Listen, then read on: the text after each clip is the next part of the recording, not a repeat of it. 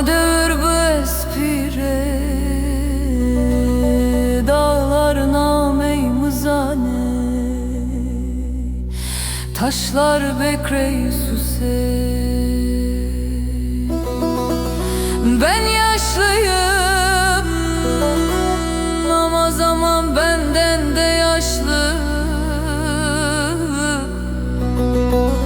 Munzur kadar duru bir söz, dersim kadar yaralı bir yürek. Eğilme vatemi, çünkü eğlen boyun ne. Onur eşik esto baş eğmeyenlerin türküsüydü sözüm. Beni dara sığdırdılar ama ez vela teke sığnebiya. Çocukların gözleri kaldı geride, yarım kalandı işler. Lo, yalan ra işim ne, zulüm ra barış ne. Sözüm dağa değdi,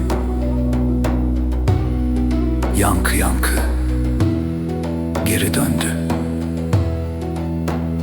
Şıma bizane ez nemir ya. Her rüzgarda adım var, her susuşta bir çığlık. Beni astılar sananlar bilsin,